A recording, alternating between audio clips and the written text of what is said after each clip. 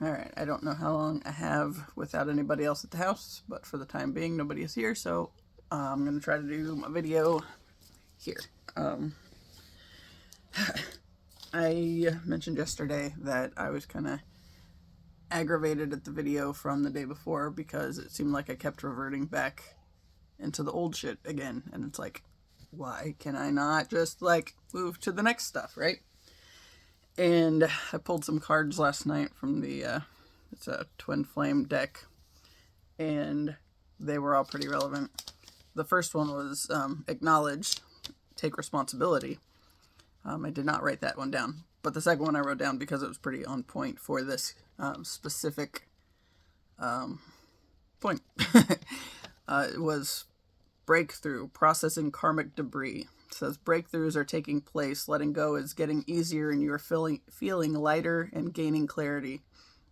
It is a good time to evaluate your life and continue to release things that are weighing you down.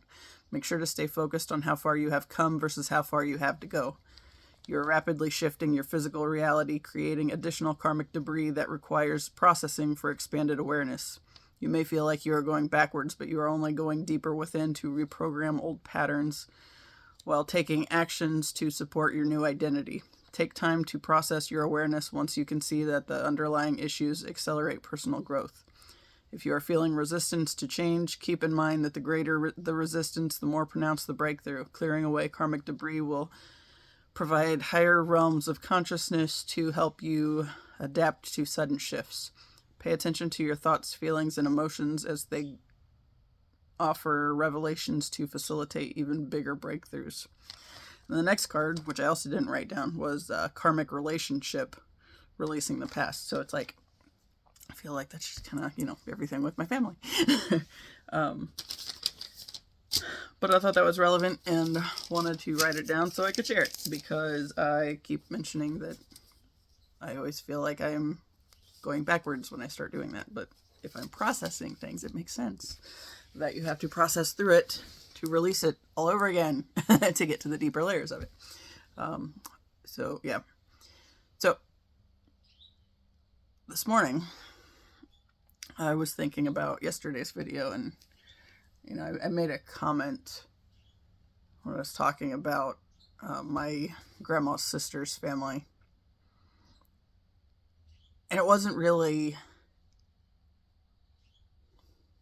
it wasn't calling my great aunt anything specific or whatever. It was just more attempting to address the behavior that was always so very prominent with her specifically, but her side of the family in general. I don't even remember how I phrased it.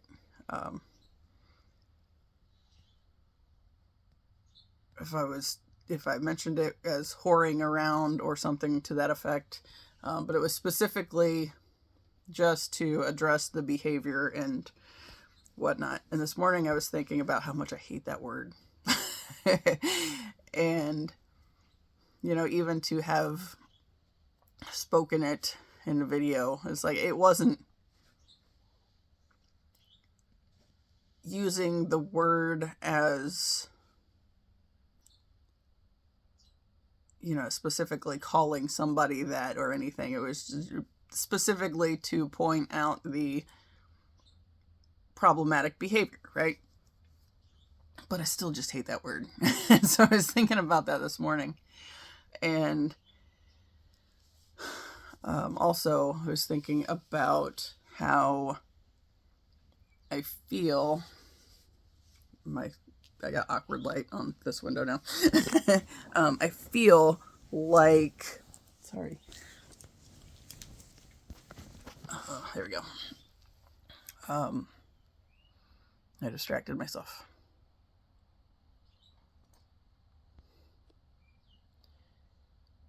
Leave it. I don't know if she's gonna see the, okay, no, he moved, okay. There's a construction guy I saw out in front of my aunt's house, and she's in the window, so this thing's in the window, and she was looking around like she was hearing something.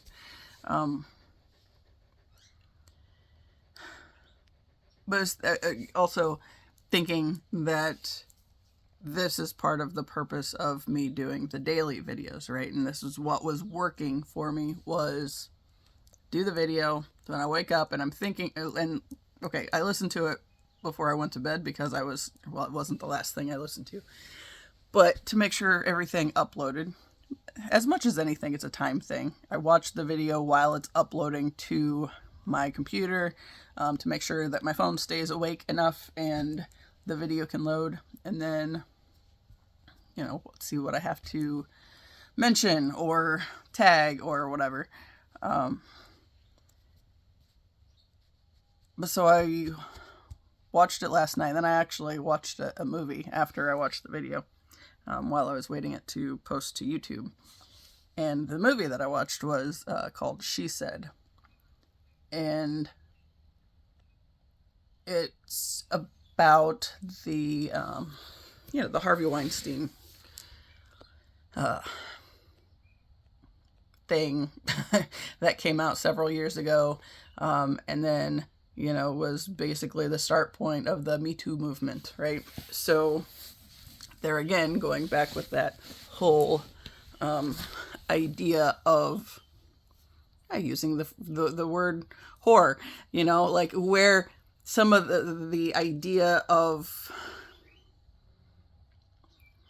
what's behind the use of those types of words, and how there is a long-standing history of problematic behavior within the structures of, everything, right? The structure of fucking existence, because religion and politics, have set up this system where you need something outside of yourself to save you, and also, you have to go on this quest for something outside of yourself to deem that you are worthy of love, and it's basically it's intentionally keeping people divided within themselves, because if you believe what the world says, if the world's throwing around words like whore and slut and hoes and things,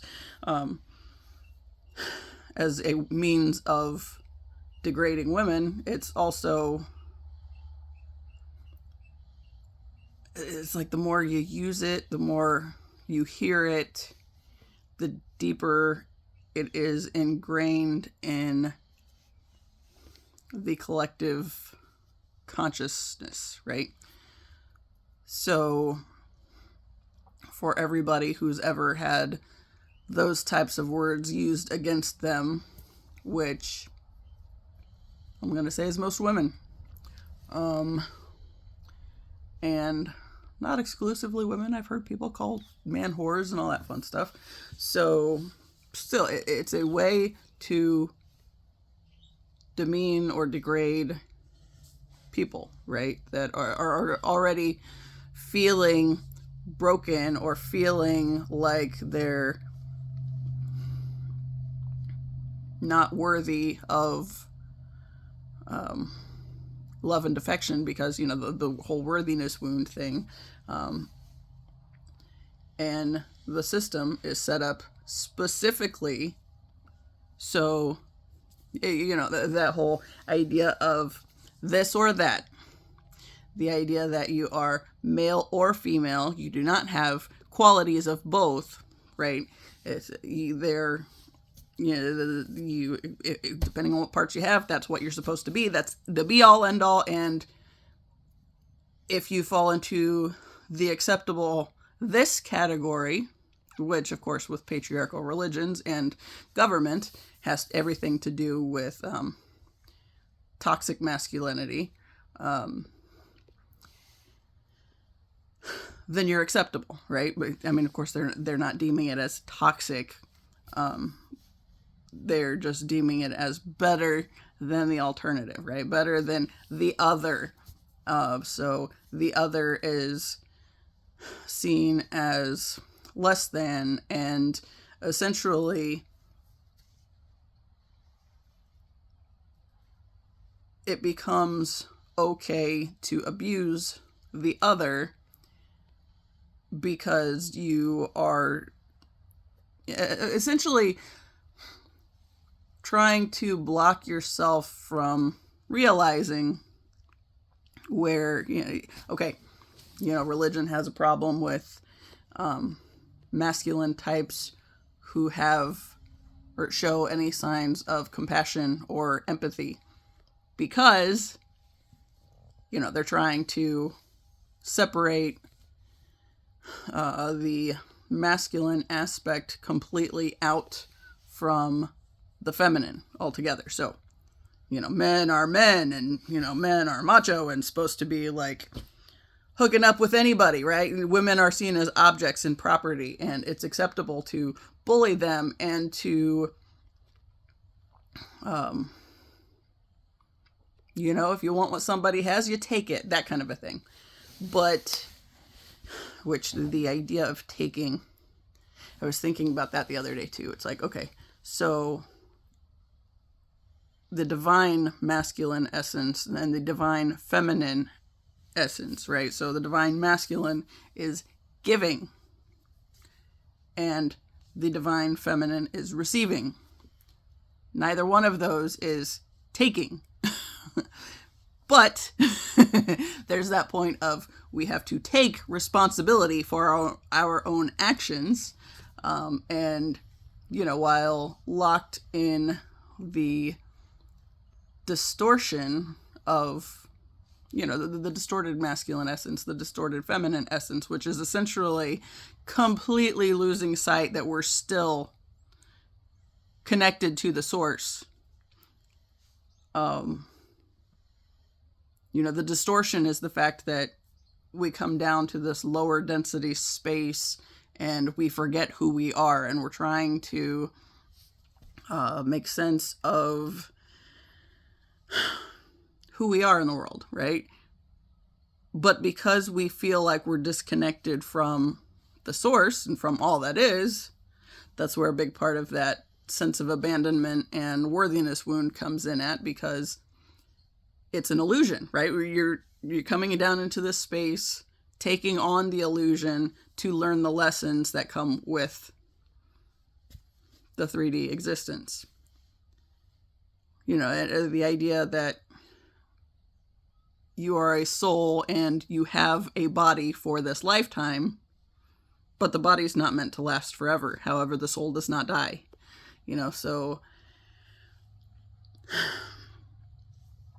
So we are soul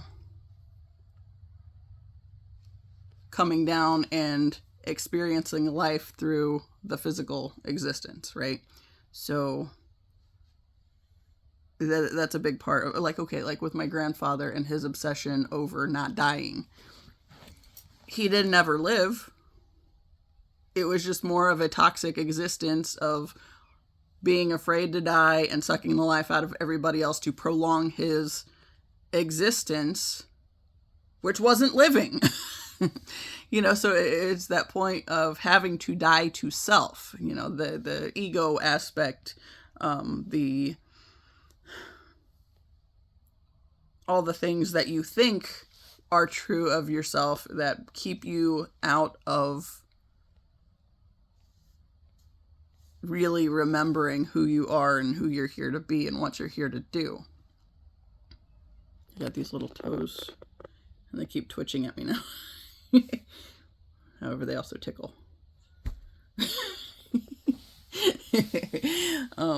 Anyway, yeah. So I was thinking about that this morning anyway. So, and then, and like the approach to telling the story, and then like this idea for a title come to mind, which was, they called her Rohr, right? Because essentially, right, I grew up, spent my life believing that I was a whore because that's what everybody in my life seemed to want me to think, right? To believe, right? So, it started with my cousin taking advantage of the fact that I had everything going wrong in my life when I was like 7 to 8. When I was 7, my great-grandfather died, And with his death, okay, first off, my mom traumatized me with the whole idea of death because she did not tell me anything about what happens to the body after one passes away. And she just asked me if I wanted to touch my great-grandfather's hand. And I said yes. And then, of course, I think I'm really susceptible to energies through touch also. And I don't think that's an uncommon thing.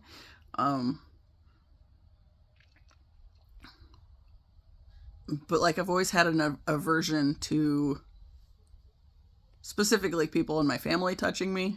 But in general, I just give me my dogs and they can. She's kicked me in the face before. She'll do it again. They've all had their moments, right? Give me the dogs, the animals. They're not trying to suck the life out of you, right? It's making me think of like the Empath video.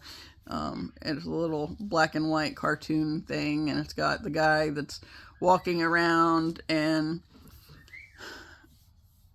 encountering all different people who are going through different things. And like there's one where there's an issue with their hands, and like he spends time with the person, takes on the density. It looks like the shadow that's creeped into their hands. He takes it on for himself, to represent the whole empath thing and the taking of the different feelings and struggles and whatnot. So he's got the one with the hands, it's got the one that has like the feet, and then there's somebody that, he talks out of jumping off a bridge or something, and he next thing you know, he's like completely the shadow, like he's taken on so much dense energy that I'm gonna do it again. Fuck. Right, so he's taking on like all this dense energy that he's picked up from the world around him, right? And then he goes home and his dog's there, and the dog's got like all the dense energy from being alone all throughout the day, right? So like the dog is helping to pick up some of the density that the guy's been taking on throughout the day. So they both have their sadness and their, when they're separate, it's the dense shadow energy. But then as soon as the guy comes home and sits down and starts petting the dog, then it washes away from both of them, right? So she's just like, what are you doing? Yeah. Anyway, how did I do that? Point being, that whole feeling thing, right? The aversion to, I have the massive aversion to touching people, right? And like the only time it's been different was like roller derby, because that was fun. We were like throwing each other around and whatnot, right? So but yeah, like he's just I just don't like people touching me, right? So there was so the classes at Empath, I was talking before about how I took some classes on the Thursday night with Lanita, and then also the Wednesday night class with Annie. And I actually started with the intention of going more to Lanita's classes, because it was more about psychic development type stuff. And where I stopped going. So when I got there, the first time she was talking about how, for new students, she always checks in with their guides to see what they need to work on. And mine was needed to work on boundaries and shielding and protecting my energy, right? She said my clairsentience was good, my claircognizance needed some work. I was basically trusting myself, right? So specifically what I took that one to mean was because the night before I had gone to Annie's class and I had mentioned the roller derby thing. And basically I was trying to find a group of people to connect with since I had felt like it was time to retire from roller derby. And so when I retired from roller derby, I didn't have any connections with people anymore, right? So part of the purpose for going to the classes was to connect with people. And Annie was going on about how cool roller derby was, and how cool it was that I'd done that, and she'd had somebody else in the class before that had played roller derby. But I went home and I was suddenly second guessing myself again, right? And it was like I knew when I had sent the message to the group that I was supposed to retire. It's like it has been hugely helpful for helping me to explore a different aspect of my personality and giving me a safe space to do so. But then, it's like it only goes so far. And then I was kind of at the point where I just needed to not do it anymore. I needed to make space to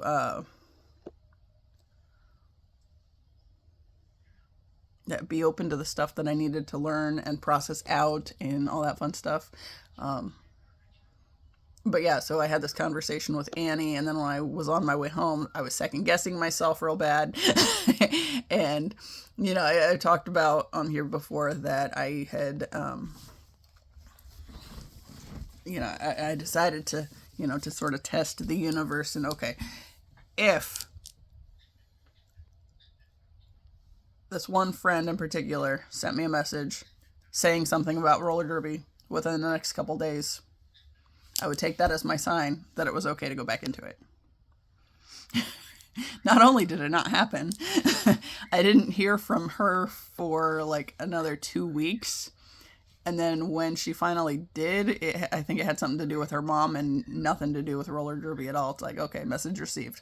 But still, so I had this day where I'm doubting everything, and then I go to class the next day, and Lenita says, I need to work on my claircognizance. It's like, yeah, because I'm not trusting myself. But where I stopped going to those classes with the psychic development stuff, like I was into like all the rocks, and the colors and the things. But she said one thing that, she had people do as a means of opening up their psychic abilities was an activity where, essentially you're going to be touching somebody else's hand or whatever. And she said, if your gifts haven't basically come on at the point of this activity, then that's a surefire way to activate them, right? So me with my aversion to having people touch me throughout my history, with very rare circumstances, I was like, no thanks. That was where I stopped going to that class altogether. In fact, the last time I went to Annie's class and we went out to dinner afterwards, there were a couple other people talking about going to Lenita's classes for the psychic development. I said I actually started with that one. I said that was the one that I started and felt more drawn to going to. I said, but then she talked about doing this thing where, you touch other people for the sake of getting these gifts activated. It's like, no, I don't want any part of that, right? And I think it goes back to this whole point of, basically my entire life has been icky energies latching on, and then I have to do something with them, right? And I am not wanting to be just open to anybody's energy latching on. So I don't like people touching me in general, right? So So there have been some spaces like, okay, when I was living in the Baptist house my senior year in undergrad, that was the housing ministry. It was a co-ed situation, and I think there were 4 guys and 8 girls at one point, but girls at one end of the house and guys were at the other end. But my stomach's making noises again. Cool. Like the big thing was, I got to a point that year where, and I think it was because I was so close to them, like all of them. I mean, with the exception of the guy we really didn't know because he was married and had a family, and he was only there. Got this tail flipping. He was only there through the week on certain nights. So he was just not around, so we didn't really connect with him. But the rest of us, since we were there all the time, we got pretty close. And I got to a point with them where like I was hugging everybody, and I would frequently say that I thought I had a hug quota. It's like I had, have to have or give so many hugs throughout the day, because it was a space that I actually felt safe with the entire group of people that I was with, and we were friends. I was able to be the full expression of me and that not be a problem. Like, people knew that I was weird. That was fine. But we all had our quirks and our weird things, and we all just accepted that of each other. We actually cared about each other, right? So, so that was one of those spaces. But yeah, like, that generally was not my experience with people, and I generally, just had an aversion to it. But especially with my family, right? Because, I think I watched this Nordic Light tarot reading the other day, and she was talking about, was it Nordic Light or was it White Tiger? Anyway, I watched one of them, and they were talking about how, it's like people feel almost entitled to your energy. And I think that's what it's been with my family. So, so if I have okay, let's go with my grandma, because I was thinking about this last night. There was a time when she and my grandfather were both in the hospital with the flu. That bird's going nuts. He sounds like one of those toys that makes the weird noises when you shake it. I promise nobody's shaking him. Anyway, so my grandma and grandpa were both in the hospital at the same time, and they both had the flu. And it's been a couple years. It's whatever. Anyway, they were down the hall from each other. My grandfather had his room, and then the next room over was the room that was across the hall from my grandma's room, right? So, we went over to my grandfather's room, and he was asleep. So we went over to my grandmother's room, and there weren't a whole lot of seats in the room. So she was sitting up on the bed, and I sat on the bed next to her. And at one point, she just randomly patted me on the back and started rubbing my back or whatever. And I think part of it was because she's a Capricorn, right? So she got the earthy energy on that end of things. And I got all this damn water. I got no earth. I'm very ungrounded in and of myself. So, in that moment when she's, rubbing my back, it's just I had this sensation of just, kind of wilting, I think. And it's a funky looking cloud.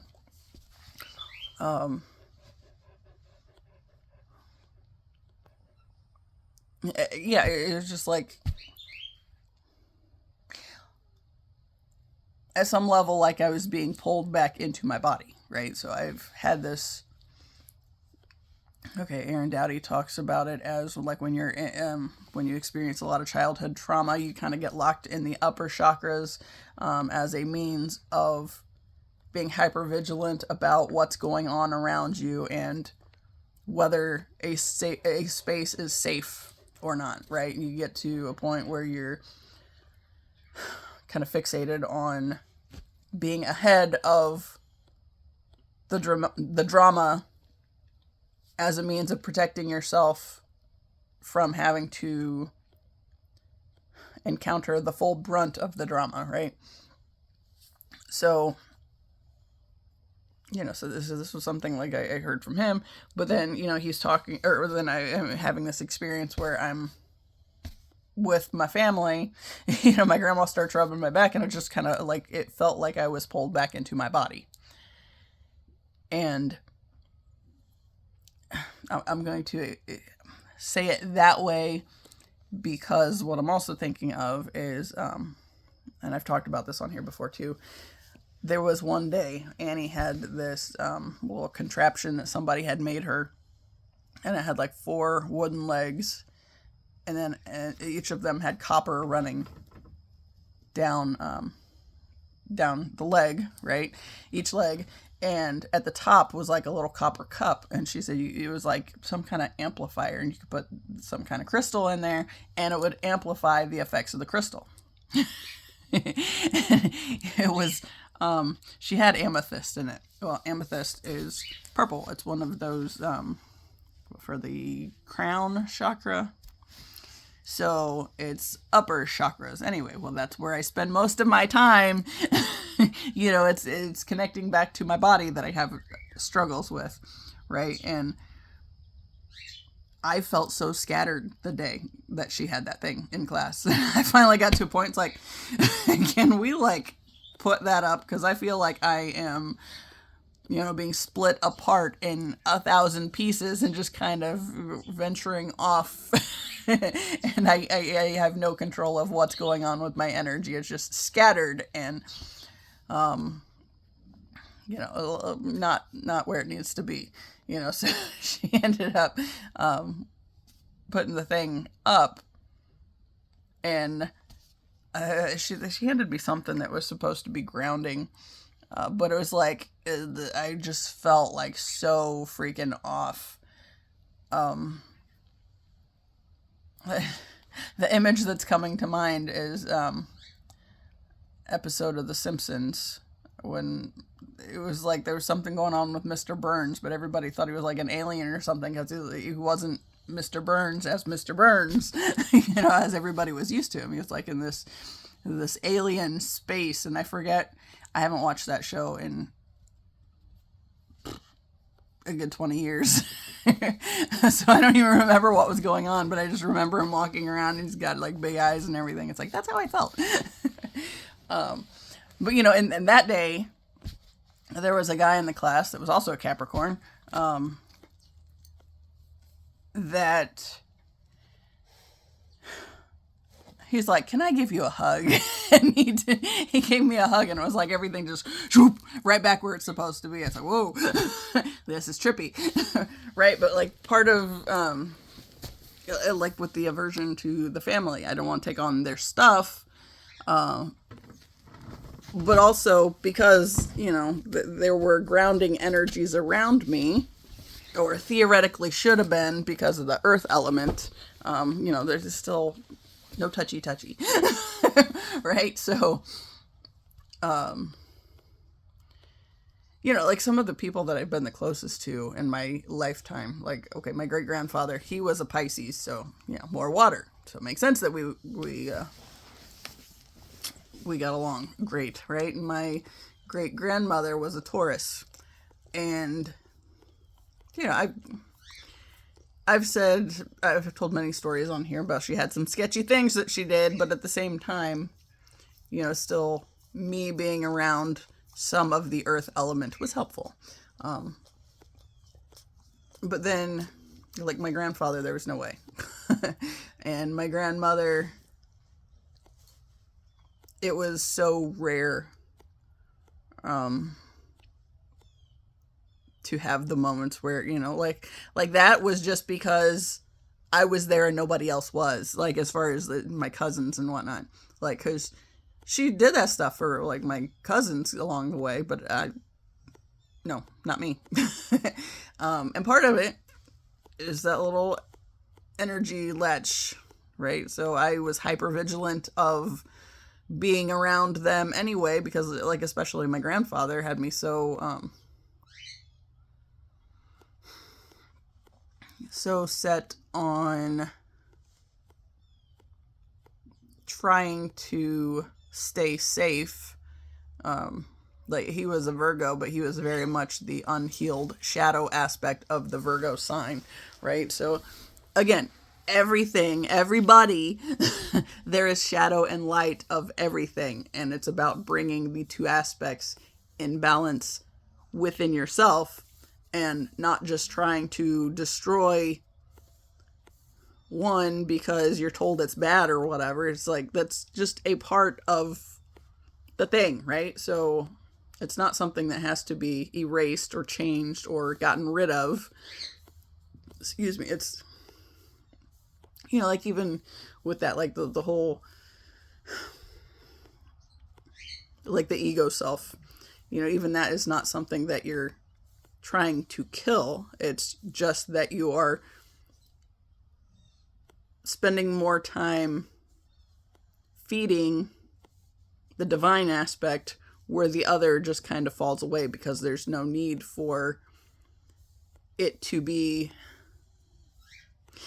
because, okay, so, like, the ego is basically, it exists as a means of protecting you, right? Because, you know, we come into these bodies, and a lot of, you know, the stuff, that the bad things, the trauma that we take on and experience, you know, it's to protect us from being hurt further, right? Because ultimately it's very familiar with the times that everything went wrong and the times that you were made to feel a certain way. So it's trying to protect you. But at some level, that protection also serves the purpose of blocking any good from also being able to come into your space, right? So, like, that was one thing that I, was it yesterday I mentioned that? Or I was talking about it?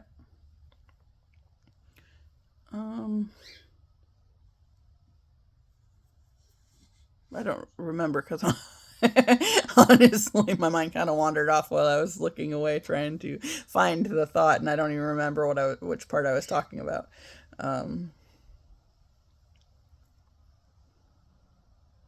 But anyway, like, okay, so one of the books that I got really into toward the end of my time in Alabama with my ex was, okay, there were two books. One was called Falling Upward, and the other was the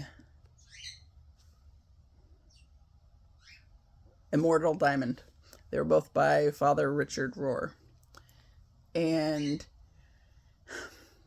okay, first off, I was directed to him in seminary through this class that I audited. We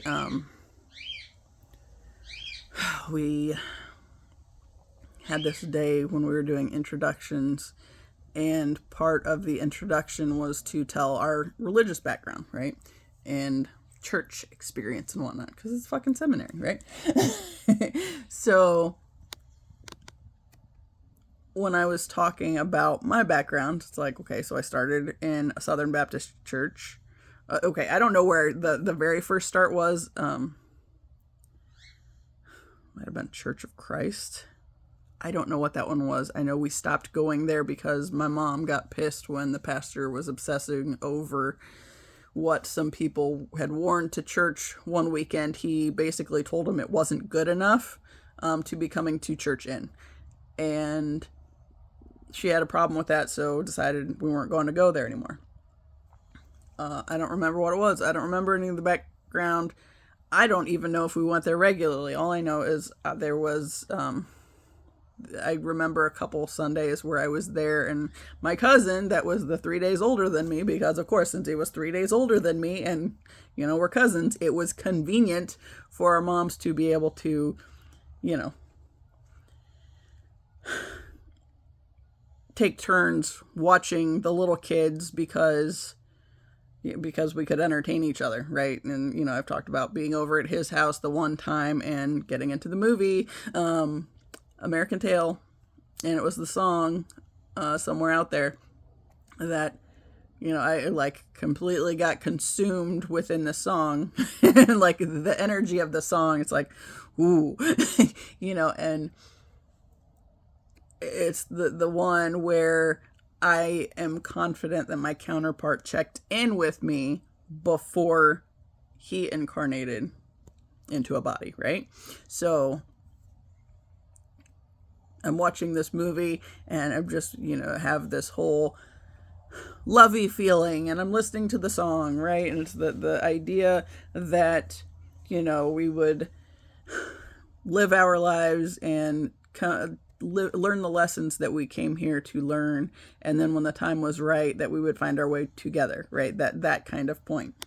And somewhere in this mesmerized space of, you know, the song, this lovey feeling, and this connection where I'm ultimately being asked if I am still okay for the plan, right? So the idea that, you know, that whatever we arranged before I incarnated, if I was still good to go for that path to happen. And the biggest thing was being so caught up in this lovey feeling and yeah, let's do that one, right?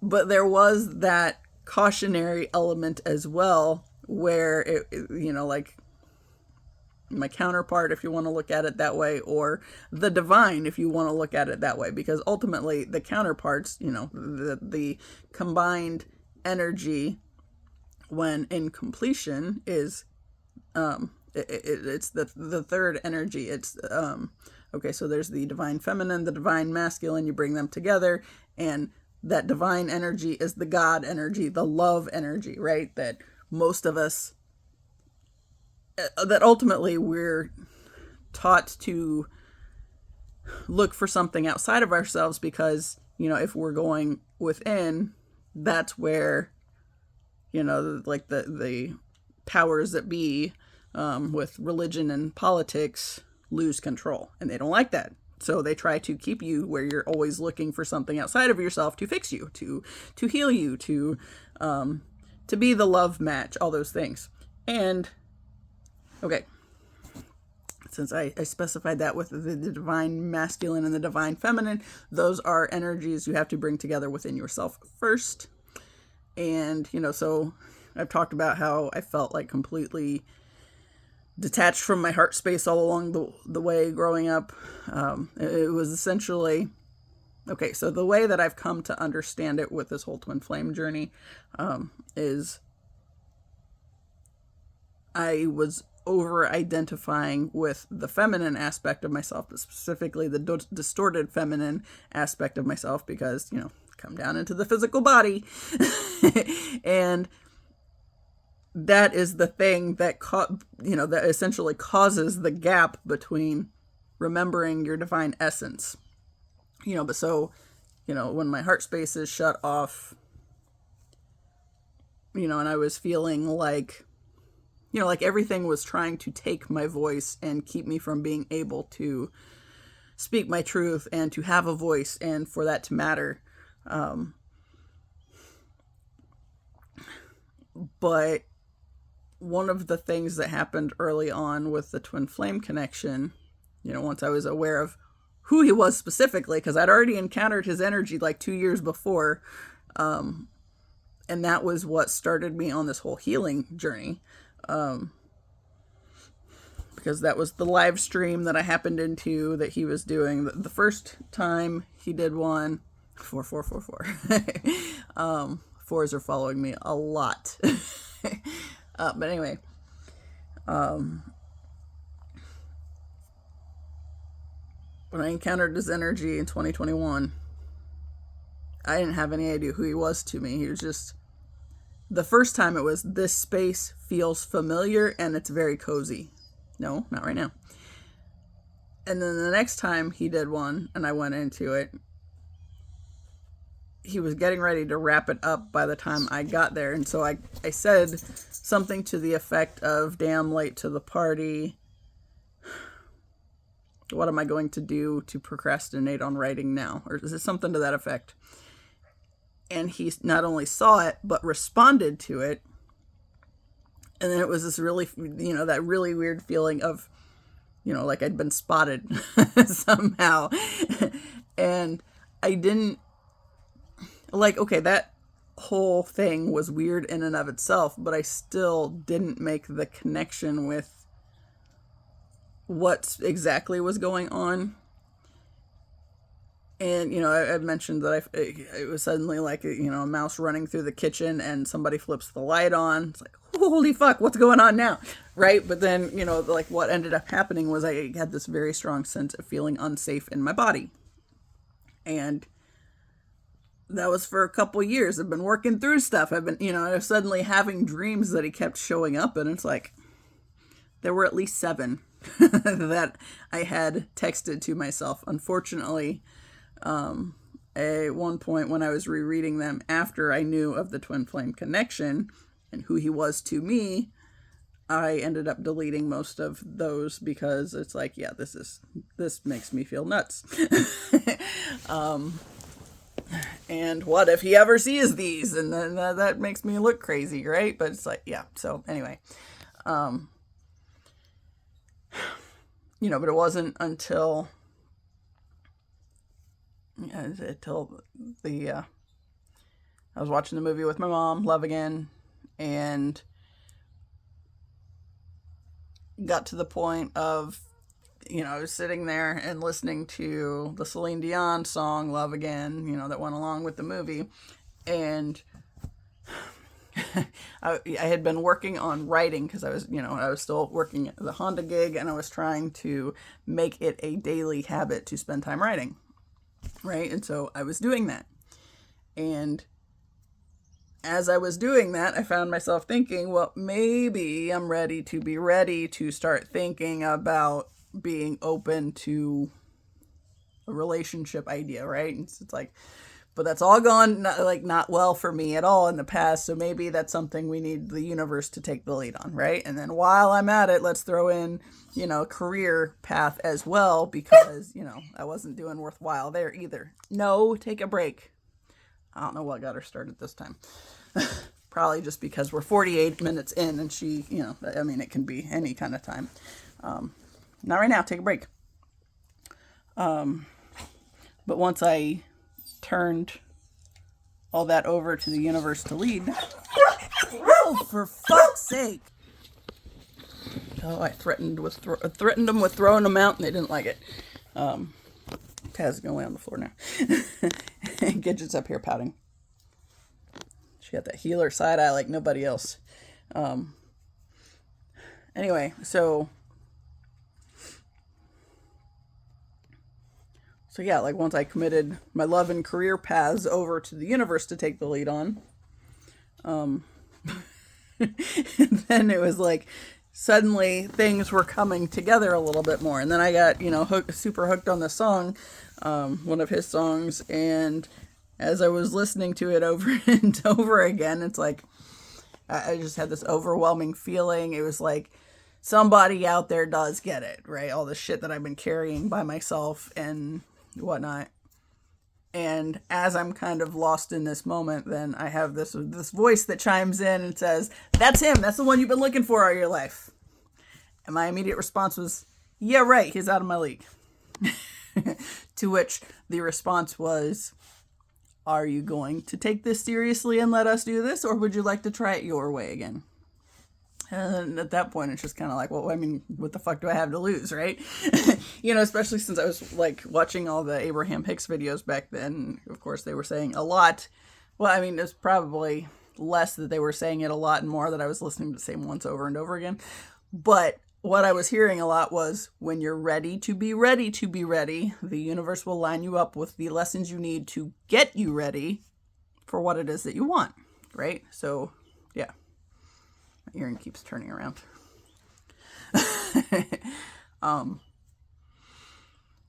So yeah.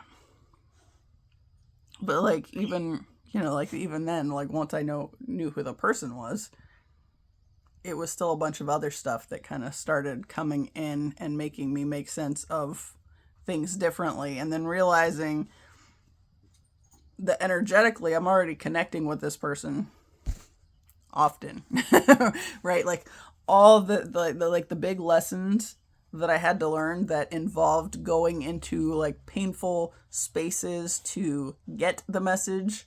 You know, of course, one of my go-tos that I've talked about the most on here is there was one day I saw being in his space, and, you know, it's like just this romantic gesture of getting flowers sent to me, right? But then it's like the vision got stuck and I just kept getting all these flowers until I panicked. And it's like that feeling of panic was very real. And it was all from just this thing that was like happening in my head or in this other space. It's like, I don't feel like I'm even in control of this at all, right? And then, you know, once I'm trying to make sense of the panic, you know, and I find myself saying the thing, stop, I don't deserve this.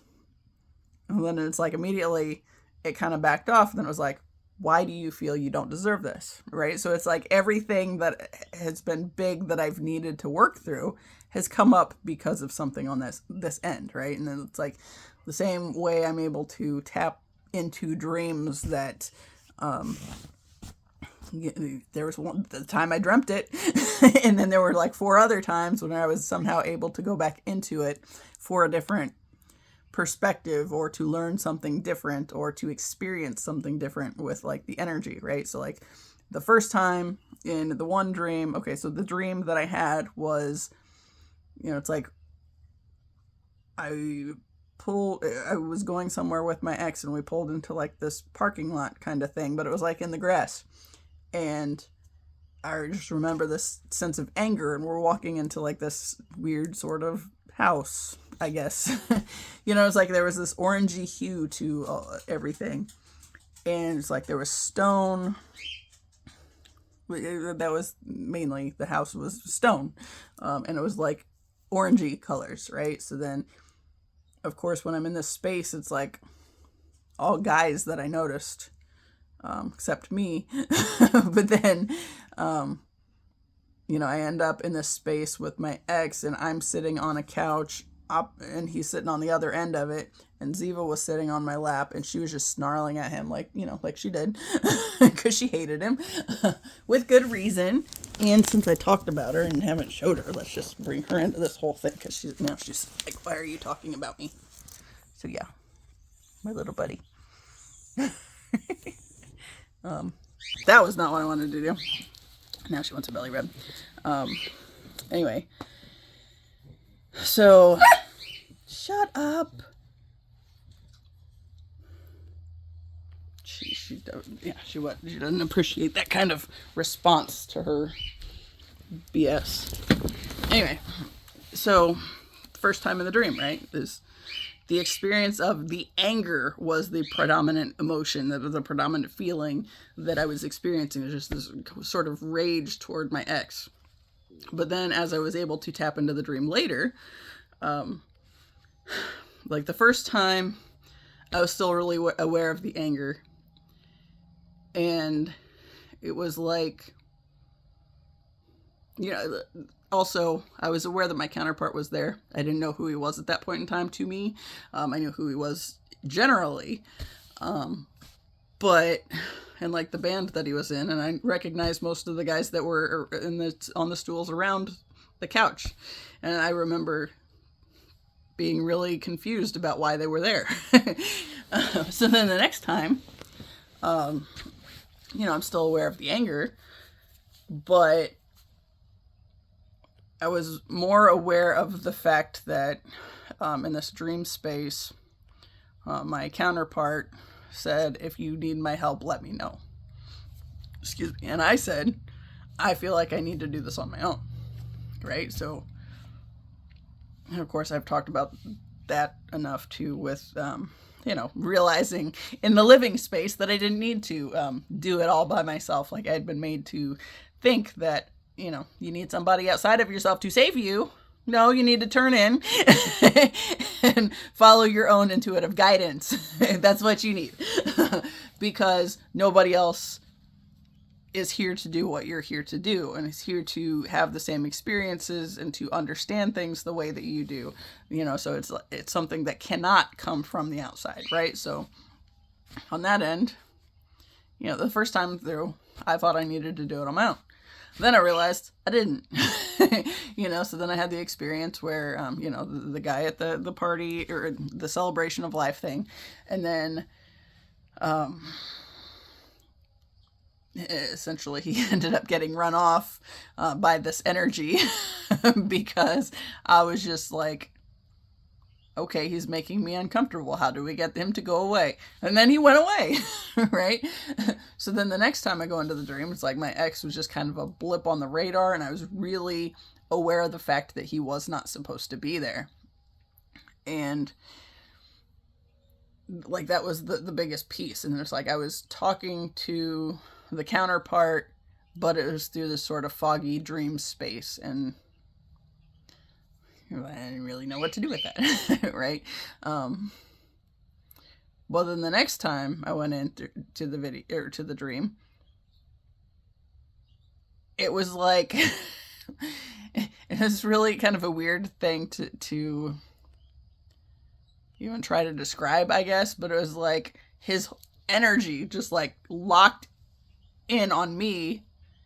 And it's like there was this rush of energy that came toward me, and it was like I feel like this energy passed completely through my body, or honestly, probably just come into my body, and less pass through the other side or anything, but more just to that sort of the initial hint of coming into union kind of a thing. This awareness, his energy is suddenly very aware that I am there and that I am also in existence on this planet. And, he's tuned into wanting that sort of, the dynamic that I've been picking up on, that I've wanted in my life. Right. So like one of the biggest things is like, as far as the counterparts go, is it's not going to be an unmatched thing. I'm not going to want something that he wants, or that he doesn't want. It's, like if I'm somebody that wants the whole relationship, the big love story and all these things, it wouldn't be fair to have my exact match be somebody that has a massive aversion to all of that. It's going to be somebody that at the deepest levels also wants that, regardless of how much healing he might have had to do to get to the point where he could openly admit to that. It's like that the counterparts aren't going to want different things, basically. Because that would suck. If you want to experience the big love story, then by all means, that's on the agenda, or it can be, but there are certain things that have to be done before it's able to become a physical reality, right? So, like in this space, like one of the things that I talk about a lot on here anymore is, being able to hold the vision. And starting out, I couldn't do that because, starting out when the voice said, this is the one you've been looking for all your life. And my response was, yeah, right, he's out of my league.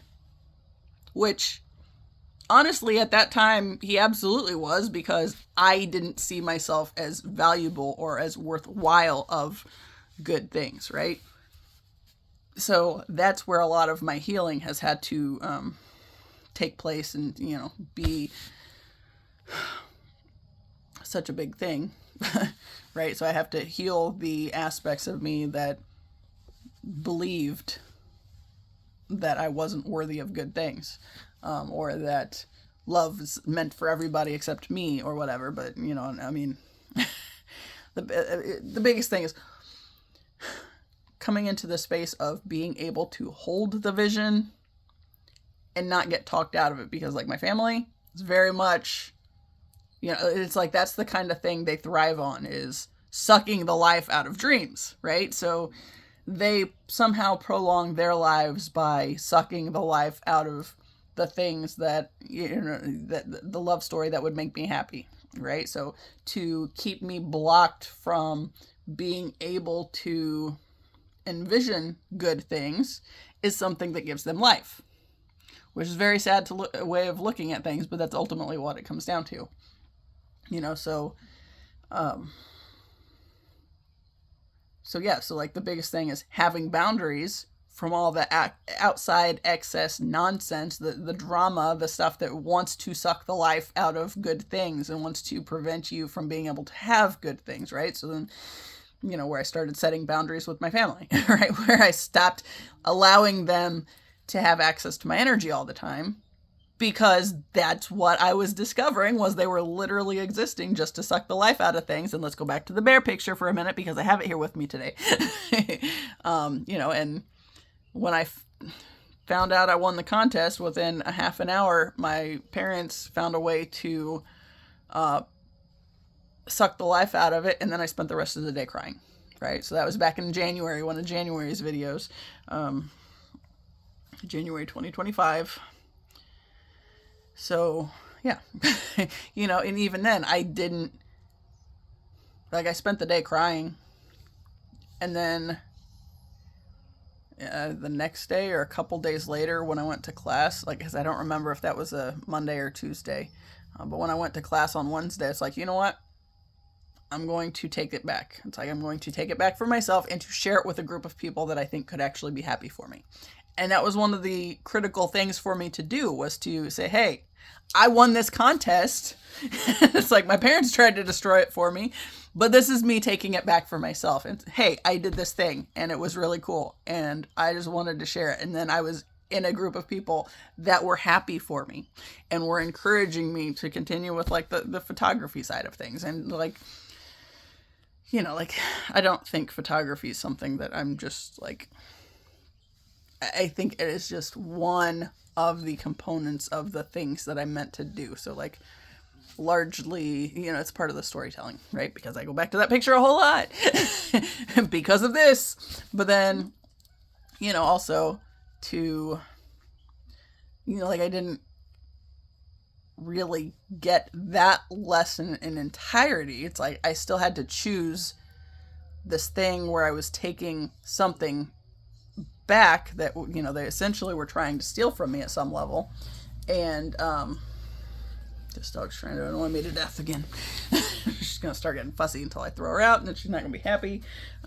Anyway, right, so once I took that back, it was part of the lesson, right? So then what happened later was, and it was like, March-ish. And I did a video where I talked about that too, where there was a cardinal. Okay, so there was a nest in the rose bush at the front of the house, in front of our picture window. And at first I thought it was a sparrow. It's like, well, that's not going to be a happy place for him to, or for her to have laid an egg, right? But then when I saw it the next day, I opened the curtains and a mama cardinal flew out, and it's like, ooh, now I feel like, like I want to be extra cautious to make sure, to give her a safe space to be able to stay there, because that would be really cool for her to have the babies in that nest and be able to see them on occasion, right? But then what happened was my dad came in and like barged in and opened the thing after I specifically said, I feel like I want to try to be careful about opening the curtain. So I can kind of leave her having some space where the dogs, if they're, we can still have light in the house, but the dogs aren't going to freak out every time something happens and give her a freaking heart attack or something. But then after I mentioned this, the next day my dad goes in there and they rarely open the curtains in that room. And he just flipped them open and he's sitting on the couch in front of it. And when I went and looked, when I looked in it later, there was no more egg there.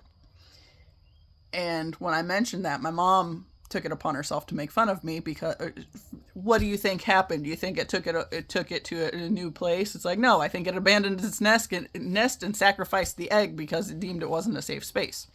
And that was exactly what ended up happening. Right. So, after it was later in the day, I think that I realized that, the egg was gone. And then when I went outside, it was busted on the foundation of the house. Right. So there's a little part of the concrete that was, at the bottom of the wall, and my stomach's making noises. I'm sorry. It's so annoying. But yeah, so once I sat down and spent time with that thought, it was that is essentially what I've been doing all my life, is every time I've wanted to try to do something and they've pissed on it, then it gets to a point where it's okay, it's not safe for me to try to do this. So I abandoned it, right? So I stopped writing. I stopped, I didn't really start doing anything with pictures until, I've always kind of taken pictures, but it wasn't real easy when you have to send the film away to get developed. God damn. But, yeah, but now that we have cell phones and it's easy to take pictures this way, and see if they're any good or not, I enjoy doing that. I thought about taking photography classes at some point, and then again, talked myself out of it, and partly because of this ongoing thing, right? Which back in the day of not having boundaries and not realizing why I was deeming everything to be unsafe, I just couldn't figure out why I wasn't doing anything. It's why can I not do anything worthwhile? How come every time I feel like there's something I'm supposed to be doing, I can't do it? Like the writing. It's this constant, shut up! Constant state of, I threw a pillow at her,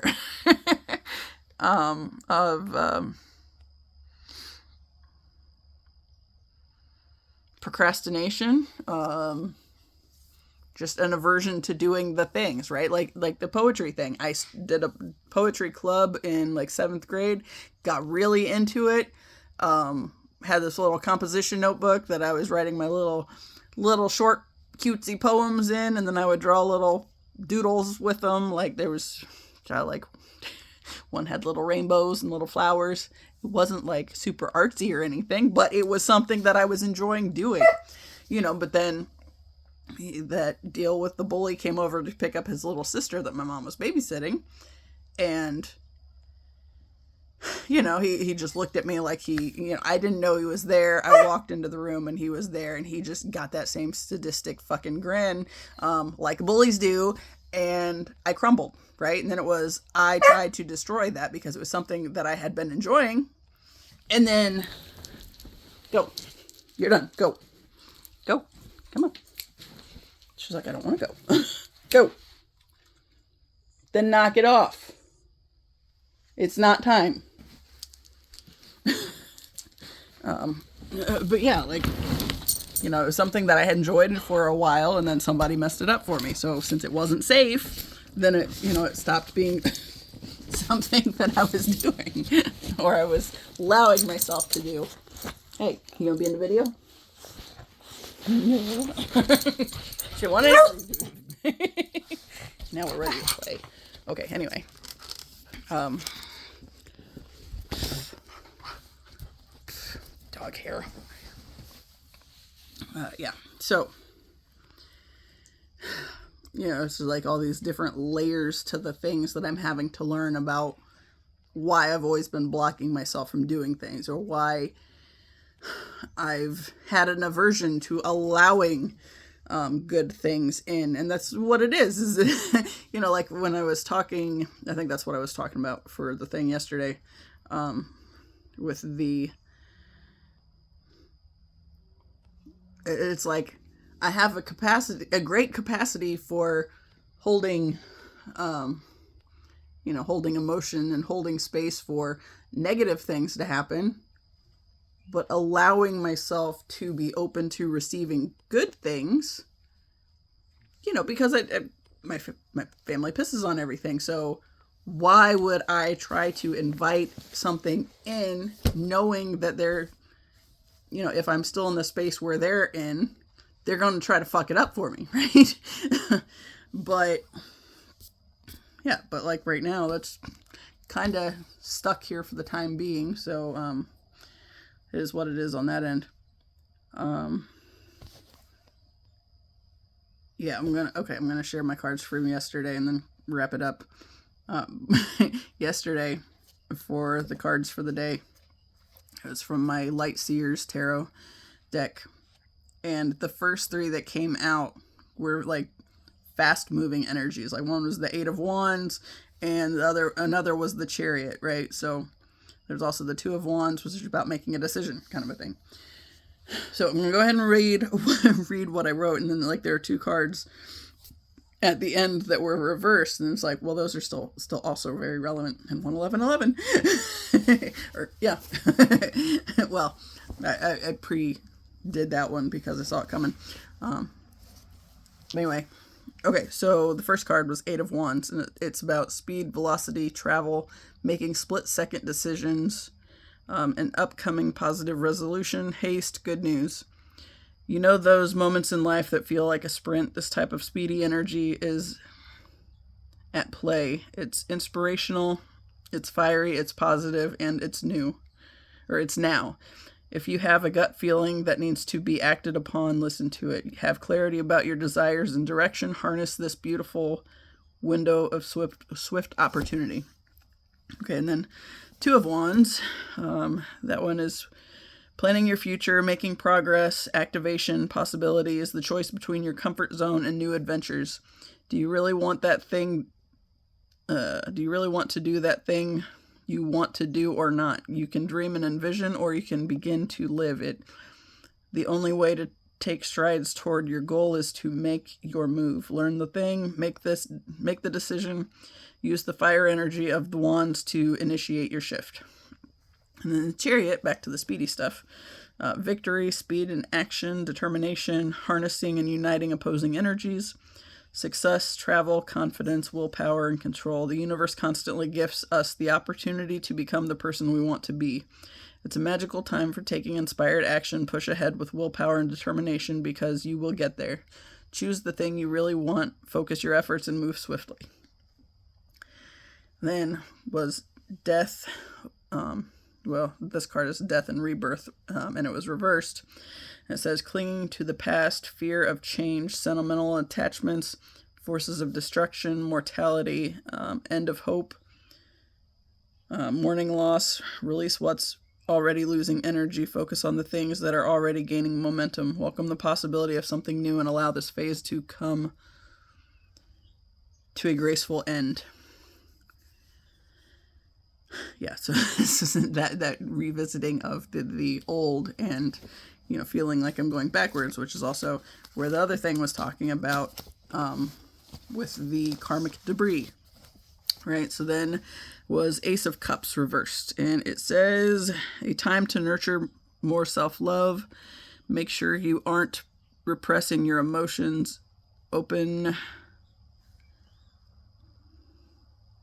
Opening up to the possibility of love. Check in and make sure you aren't repressing your ability to connect with others.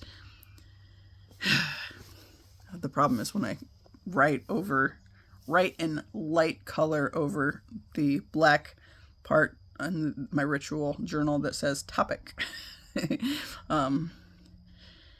Make sure you aren't repressing your ability to connect with others as a result of being overly protective. Hey, that's me.